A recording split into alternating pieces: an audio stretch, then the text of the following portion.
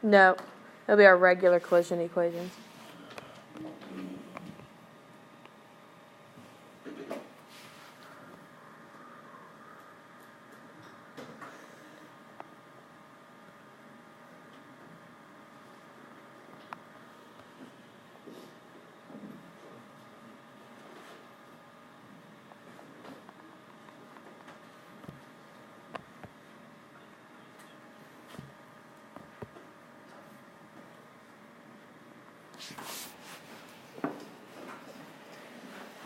Okay, so can we visualize what's happening here? Yeah. We have a 7 kilogram piece. That's essentially the 2 kilogram piece and the 5 kilogram piece, just added together, right? You can think of it as a reverse inelastic collision, or you can think of it as an elastic collision because they're both traveling with equal velocities to begin with. When they split, right, that's the collision. One piece goes 15 meters per second south. The other piece, where can we expect that to go? Right, somewhere in the north direction, right? And we were traveling east to begin with, so we might even say that it's going to go somewhere to the northeast, right? That's our guess. But we're going to do now our math to prove it. So depending on how you want to set this up, right, you can do a perfectly elastic collision, which means M1 would be what? 7. 5, probably, right? You could do it like this, M1 plus M2 times V, because they're both traveling the same velocity, or you could set up a perfectly elastic collision. So we'll just set it up as regular elastic, which means the second mass has a mass of 2 kilograms. Okay, now, however, since we're looking at objects that move east and south, we have to deal with things in both x and y directions. So we can't just have a V1, we have to have a V1x and a V1y. So we kind of like double our amount of variables, essentially. Okay, so let's start looking here. V1x is equal to what? 15. V1x. What's it moving at before the collision, right? 12. Which means V1y is equal to... What's this object moving at in the y direction before the collision? 0, right? This would be the same for our second object, right? Both of these objects are moving 12 meters per second before the collision. Okay, does that part make sense? Since they're a collective or one object before, they're both going to have the same velocity before the collision. Okay? Now if we start looking at after the collision, V1, which is our 5 kilogram object, V1x prime, is it moving in the x direction after the collision? Is the 5 kilogram mass? No, it's just moving south, right? So what does V2y prime need to be? And I put an x here on x. V2y prime needs to be, more specifically, negative 15. Good, because it's going south. Don't forget that negative. Okay? All right, V2, do we know V2x prime or V2y prime? No, we don't know. We can assume they're going to go to the northeast, but we don't know what values those are. So we have to solve for both of those values. Okay? So the way we do this... Sorry, go ahead. The one says V2y prime. You're right. Thank you. V1y prime, and this is an x. Okay, there we go. All right, so to keep yourself organized during this process, I'll show you kind of how I set up the problems. That doesn't mean that you need to set them up the same way. But essentially, you have to solve for momentum, or all of our components in the x direction first, then the y direction, okay, or one at a time at least. I don't care which one you do first. Okay, so when I do this, I kind of make myself a little momentum in the x direction, and I kind of give myself some space to work, okay? This means nothing mathematically. This is nothing, okay? This is just the way that I can keep myself organized a little bit. Okay, so I'll put my x equation within that little box. Okay, you do not have to do that. Don't let it freak you out, okay? And so this is elastic collision because they're going to end up apart. So I'm just going to start doing m1 v1 plus m2 v2 equals m1 v1 prime, m2 v2 prime. But I have to do all of them in the x direction. So I have to pick out all my x variables. So 5 times v1x, which is 12, plus 2 times v2x, which is 12, right? Here's where I'm saying you could have just done 7 times 12, right? Mathematically, it's going to give you the same thing. You could do kind of a reverse inelastic equation. Whatever you choose to do there is up to you. Okay, after the collision, I have no x velocity. I'm solving for v2x prime. Okay, would you agree with where those numbers came from? So which equation are we using? We're using our regular elastic collision, so m1 v1 plus m2 v2. Okay, since they're starting as one object, you could do like a backwards inelastic collision equation, just adding those masses together, because algebraically it's going to give you the same answer. Doesn't matter. Okay, so over here I get 84 equals 2 v2x prime. And I get v2x prime equal to what? 42. Yeah, 42. Okay, and is it positive or negative? Positive. Positive, which means we're going what direction? East. East, because this is x. Okay? So I like to draw an arrow just to remind myself this is going to go east. Okay, so now for the y, I'm going to erase this up here so I can give myself some room. For the y, we're going to do the same thing.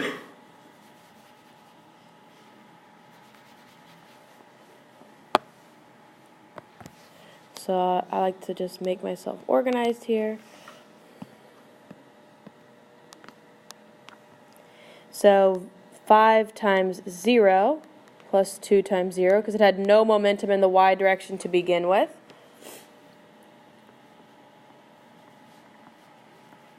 We're solving for v2y prime.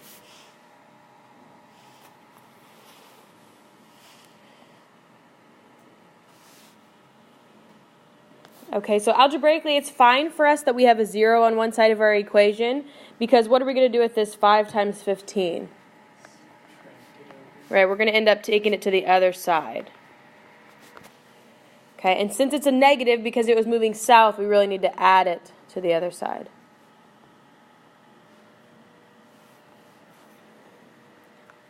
So 75 equals 2 v2y prime.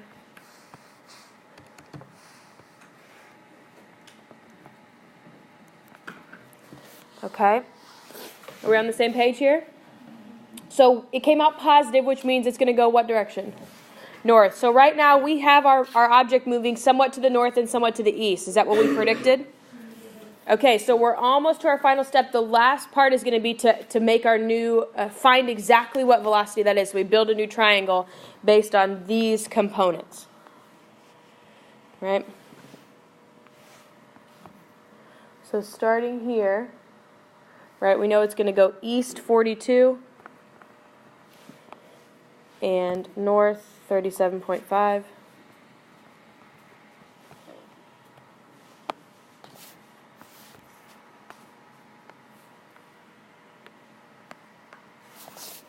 Okay, so we need to find our hypotenuse and the angle that goes with that. So this is back to basic vector addition.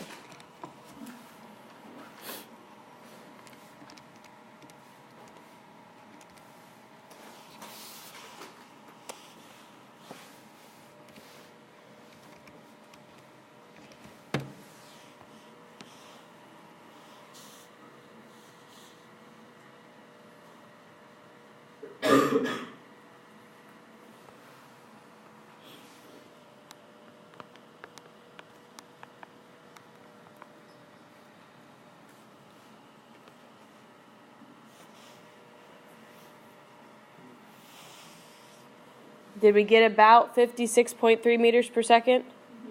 Okay, and what's our angle? Yeah, 41.8 degrees. What is it? What of what? North of east. Good. And here, would it have mattered if we would have drawn our triangle north first then east second? right? We would have got the complementary angle to that, and I would have accepted both answers, right? So you can have 41.8 degrees north of east or 48.2 degrees east of north, right? Either one of those answers is acceptable. Let's try an inelastic one now. So the difference here is that we won't have two final velocities, right? We have one final velocity, but we'll still have it in the x and the y direction.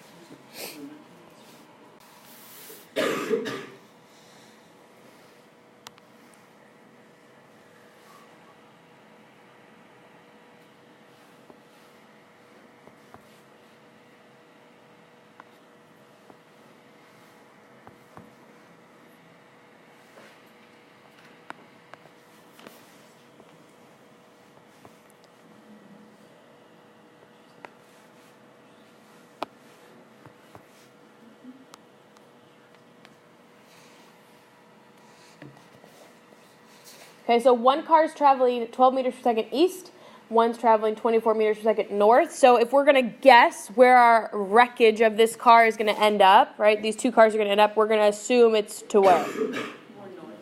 Right, north and east, and probably more north than east, right? One of them's going faster, but it weighs less, right? So the 12 meter per second car weighs more. So it's all about their momentum distribution, but we still have to solve the whole thing, okay? So if we look at our variables, M1 is 900, V1x and V1y, what are they equal to? V1x is what? 12, and V1y is 0. Good. Okay.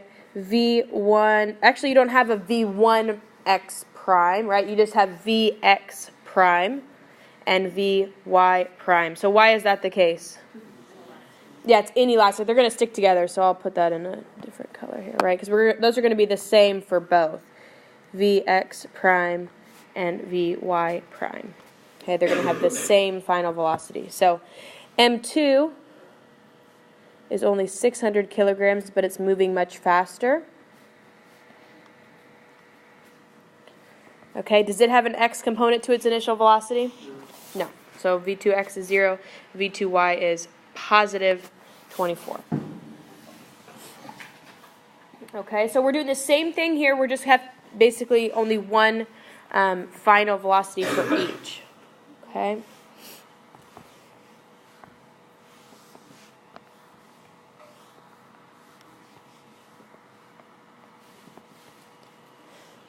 I, for some reason, always solve the x direction first. Not that it really matters.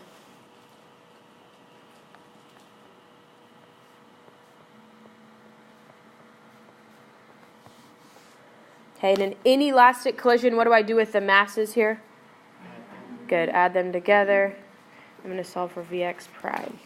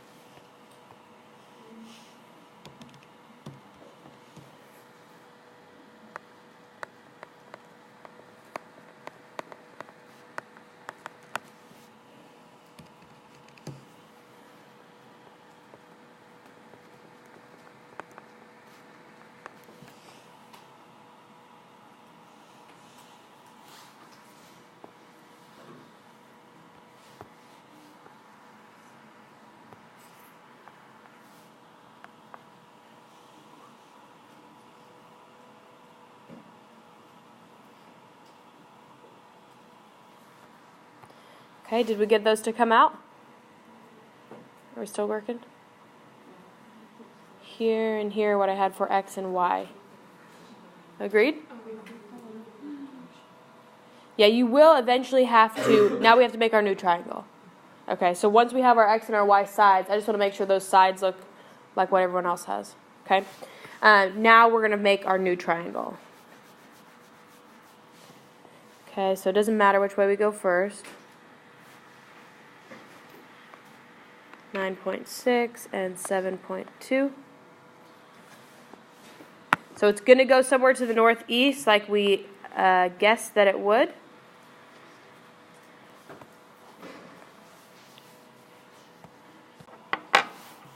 Okay, so for this question, right now we're looking at objects that don't just move purely east and purely south or whatever.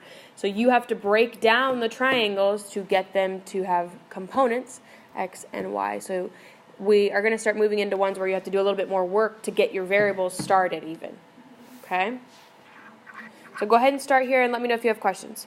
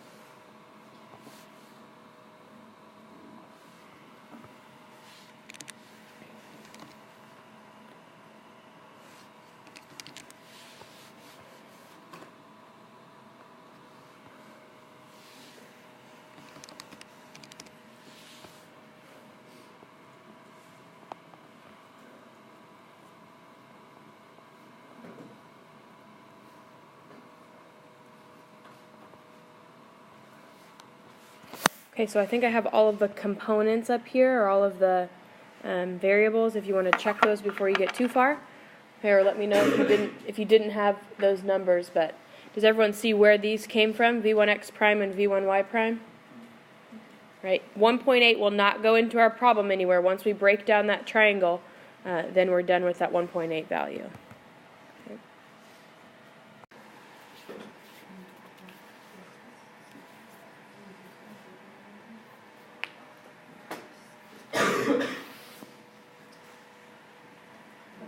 This one's inelastic, and I still give you simple directions, so this one won't be too bad.